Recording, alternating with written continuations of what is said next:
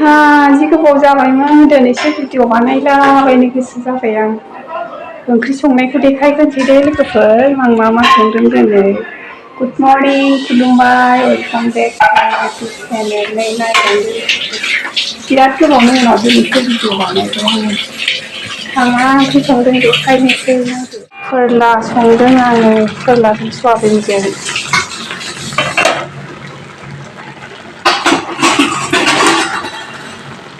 न'नि फोरलामोन। सयाबिनखौ होथ'वाखै, नै एवना दोनखाबाय आं। बे गोबावनि उनाव दिनैसो न'नि फोरला मैयानो खानानै लाबोदोंमोन, दिनैसो जाबाय माने संबाय। नै दुंहांहां जादों सान्दुङा दिनैसो। गरमखायनो भिडिअखौनो बानायनो बाग्रासो जाबाय। नायलांबाय थादो लोगोफोर, आं दिनै सानसे मा मावबाय थायो देखायलांबाय थानोसै। ओंख्रिया मोनबाय दाना संबायनो। ओंखाम खालाय दोननायखौ अमानो आदार हैनोसै दाना। अमाखौबो आं नोंसोरनो देखायलांसै दे लोगोफोर, नायलांदो अमाखौ। गाओ मेरा हम लोग वो उमा आदर देने जा रहे हैं। मैंने खींच दिया तो दे लोगोफोर अमा देखायनोसै आं दिनै। बारि गेजेर गेजेर फैबाय नै लामाया बोरै।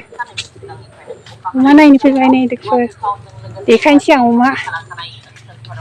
ओंखाम ओंख्रि मोननानै अमा नायनो फैलायबाय दसे।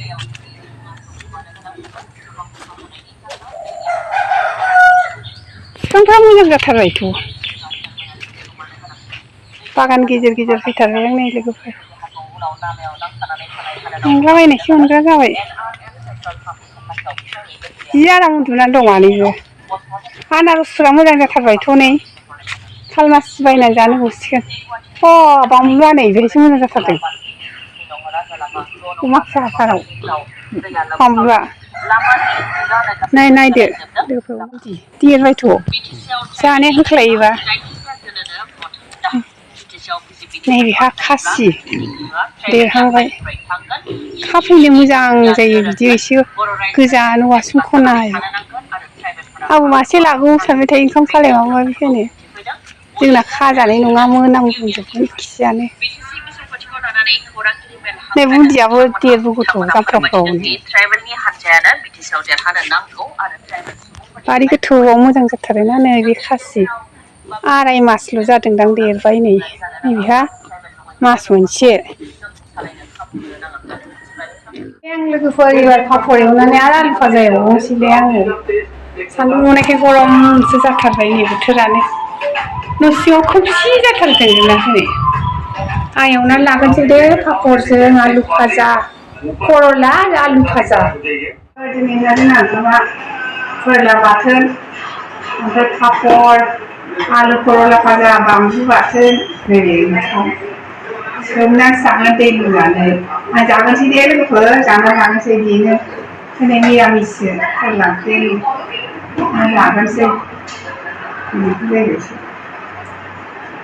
पानी डाल के थोड़ी सी नमक डाला।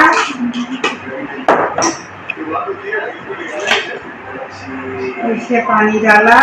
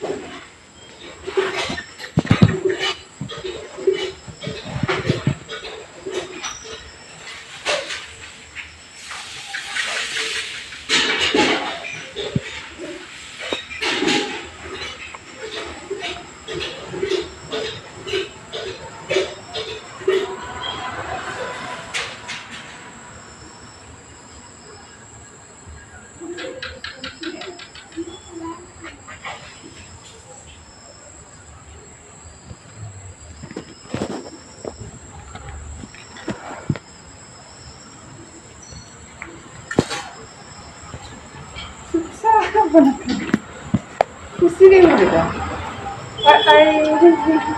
क्या हमें गुंगा रे